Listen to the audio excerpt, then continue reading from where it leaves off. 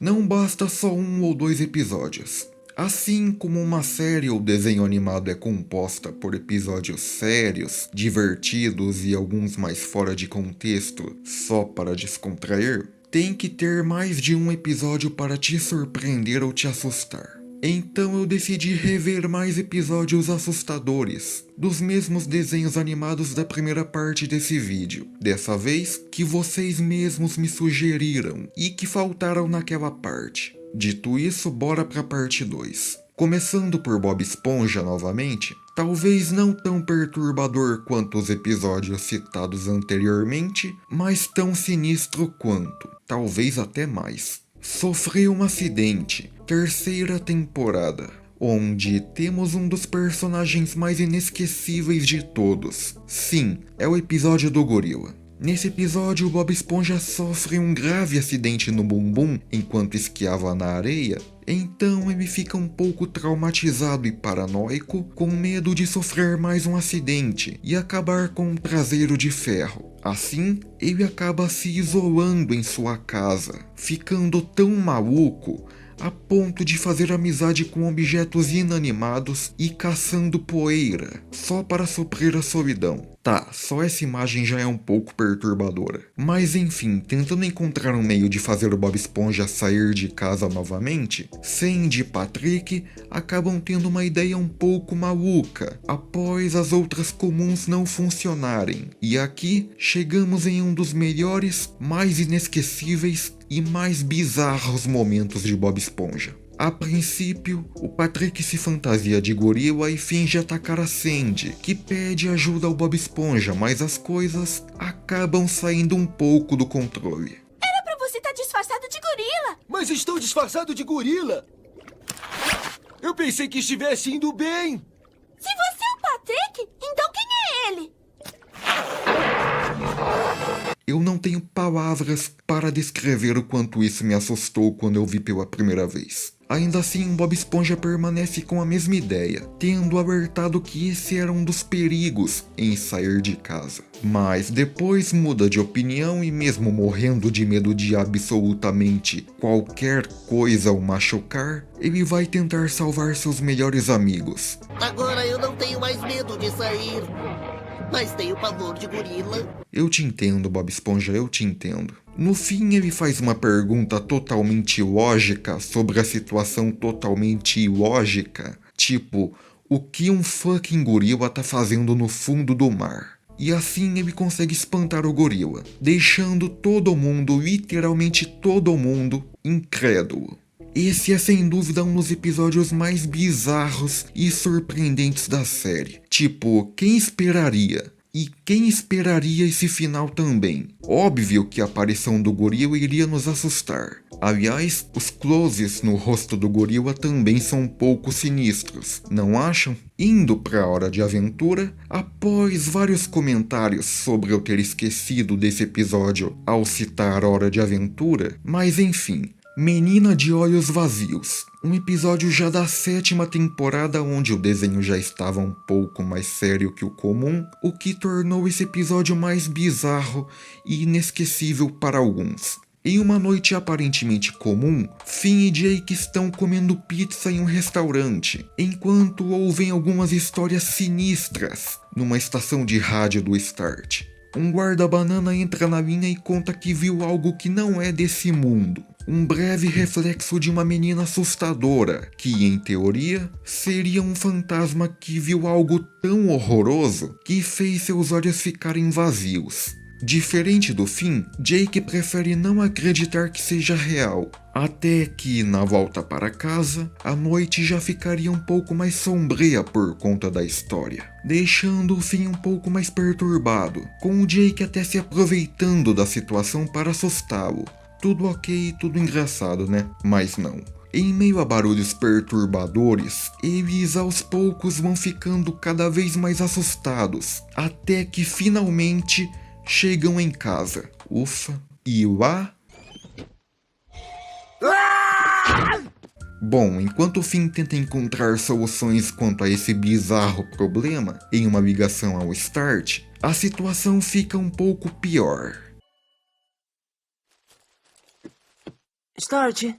Em meio ao pânico com aquele bicho na frente deles os encarando, o Start dá alguns conselhos que vão piorando a situação, a ponto de várias outras aparecerem. Esse filtro que colocaram na tela é a cereja do bolo para deixar a cena ainda mais perturbadora. Então Finn e Jake decidem investigar mais a fundo por conta própria, indo à biblioteca onde... Prontinho! Tá, admito que esse foi um dos maiores sustos que eu já tomei assistindo TV. O Finn, então, pensa na possibilidade dela só existir por conta da imaginação das pessoas. Eles voltam para casa onde tentam evitar pensar em coisas sinistras como essa, para que ela desapareça, o que definitivamente é impossível para o Jake. Elas tomam completamente seus pensamentos e ele se rende a elas, que enfim se revelam. Apenas como garotinhas? Garotinhas carecas, então? Não, muito mais do que isso.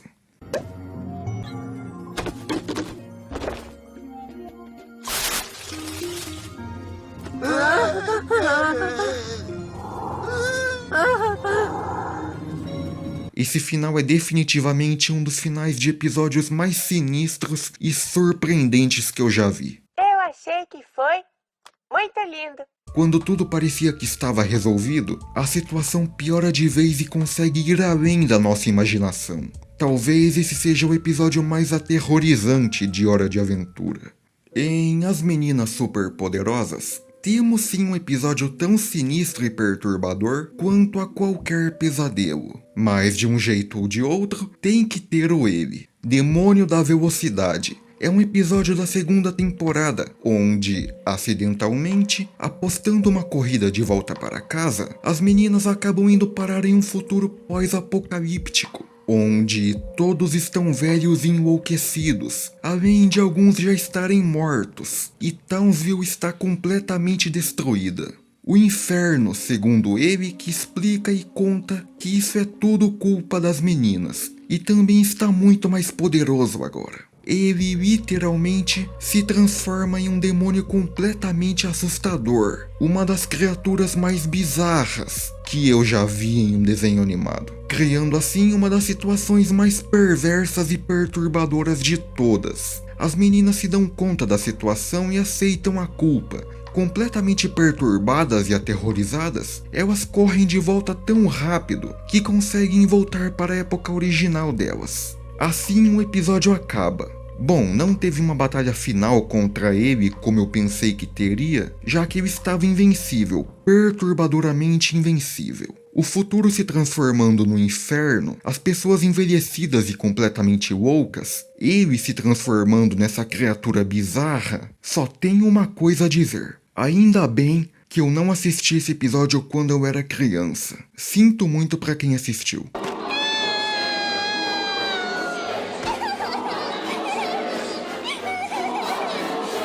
Apenas um show, novamente tirando os especiais e contos de terror da reta. Outro episódio que talvez seja comum, mas só talvez. Sorte minha, episódio da segunda temporada onde, enquanto estão limpando o parque, encontram uma moeda e falam a mesma coisa ao mesmo tempo. Nessa brincadeira, o Rigby não poderia falar nada, caso contrário levaria um soco, o que acaba acontecendo diversas vezes. E o único jeito de sair dessa situação é alguém dizer seu nome 3 vezes. Assim, ele passa boa parte do episódio tentando fazer com que alguém diga seu nome. No entanto, não poder falar torna isso quase impossível para ele. Após descobrir que ele pode se livrar da brincadeira sozinho, escrevendo seu nome no espelho e o dizendo 3 vezes, se tratando de apenas um show não tinha como dar completamente certo, né? É aí que a bizarrice começa. Uma criatura totalmente macabra sai do espelho e tenta possuí-lo, assim como possui diversas pessoas no parque. Mordecai e Rigby são os últimos que sobram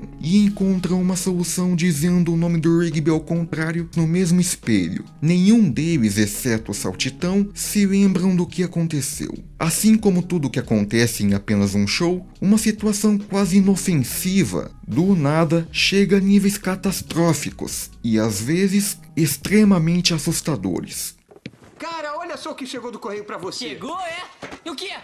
Chegando em O Incrível Mundo de Gumball, um episódio tão sinistro pro que conhecemos sobre Gumball que chegou a ser banido aqui no Brasil. O Espelho, terceira temporada. Quando Gumball recusa repassar um e-mail amaldiçoado de corrente, no qual um tal de Leva-Tudo prometia levar todo o seu dinheiro, seus amigos e sua família, além de aparecer em um espelho e arrancar sua alma, desacreditando que seja real e ainda por cima zombando da situação, alguns dos pontos citados no e-mail começam a acontecer. Como a perda do dinheiro, primeiro. Simplesmente até a Carrie fica assustada com a menção do Leva-Tudo, sugerindo que a maldição seja mesmo real. Mesmo assim, Gumball prefere não acreditar. Viu? Até a Carrie tem medo dessa maldição. Eu acho que foi mais, porque a gente tá comendo cueca em público. Até que, enfim, por um ato inofensivo, perde sua namorada, seus amigos e, ao pensar que também perderam sua família, decidem pedir ajuda para a Senhora Jotunheim, que explica tudo sobre o Leva-Tudo, um homem mortal que se apaixonou por uma fantasma e, através do uso de um feitiço proibido, ele foi capaz de tocá-la fisicamente. No entanto, o preço para isso foi uma vida amaldiçoada. Ele agora flutua no limbo, preso atrás de espelhos, tornando-se cada vez mais solitário e ficando cada vez mais perverso, procurando alguém para ficar no lugar dele. Ela faz uma poção para arremessar no espelho quando o Leva-Tudo aparecer. Dia do frango! Até que não tá tão ruim assim, é de quê? Bom, então parecia tudo um mal-entendido, até todos desaparecerem na frente deles, e o sinistro Leva-Tudo finalmente dar as caras. Com a ajuda da Carrie, que revelou ser a filha do Homem Amaldiçoado, e após uma longa batalha pela sobrevivência, eles conseguem libertar o homem Vladislav Zlokovic dessa maldição, e ele morre logo em seguida.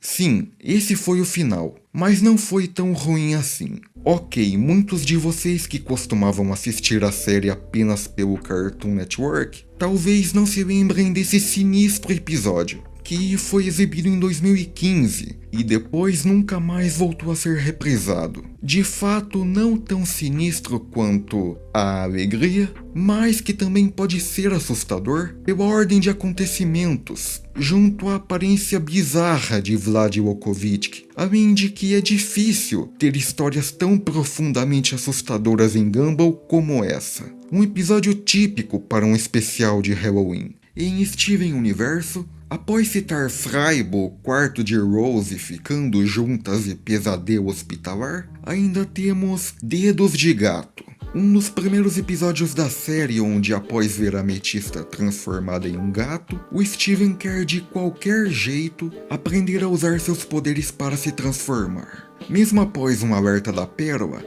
a Ametista explica passo a passo, e apesar do Steven não conseguir se transformar completamente, seu dedo literalmente vira um gato vivo. Tá, a bizarrice já começou por aí. Ao contar para vários amigos e acabar levemente se empolgando, ele transforma o resto dos seus dedos em gatos vivos, que, obviamente, acabam o imitando em situações comuns do dia a dia. E assim, ele percebe a gravidade do problema que se meteu.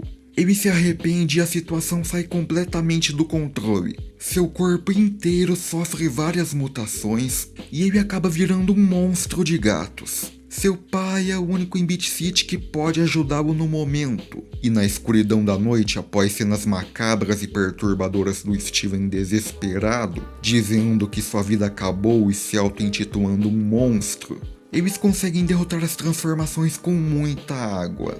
Uma situação macabra completamente fora do normal que pareceu comum pro Steven, que até fez piadas sobre a situação após o ocorrido. Esse episódio foi exibido logo após Freibo, que também é um episódio daqueles. Pois é, embora a primeira temporada seja bem mais infantil e descontraída, também pode ter episódios bem mais aterrorizantes do que nas próximas. Não, não é assim não. Relaxa e entra no clima.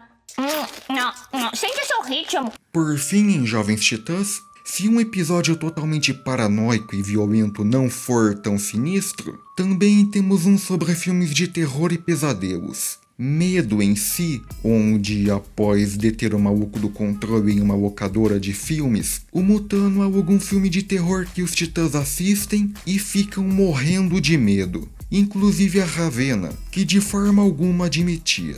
Então, durante a noite, ela começa a ter pesadelos por causa do filme e, sem querer, acaba criando vários monstros extremamente macabros do filme, que sumiam e voltavam constantemente, pegando um por um, piorando cada vez mais a situação sempre que ela negava o medo que sentia. Até ficar completamente sozinha, na escuridão da torre, sem seus poderes, contra todas essas criaturas que ela mesma criou. Não a resta muita escolha a não ser admitir. Assim ela passa a ter controle sobre o seu medo e o supera com a volta de seus poderes. Um episódio de medos sinistros e macabros e uma lição inspiradora que o primeiro passo para superá-los é admiti-los e aceitá-los, ao invés de negar e acabar se perturbando cada vez mais por conta disso. Bom, as criaturas bizarras do filme, mais a torre sem energia e a Ravenna sozinha com medo. Bom, se até a Ravenna pode ter medo, por que o espectador também não pode?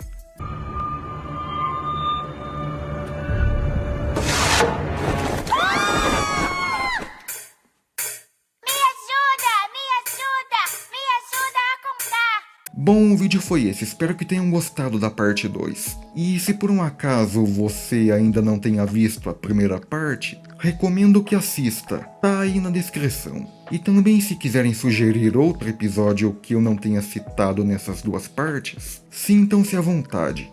É isso, valeu.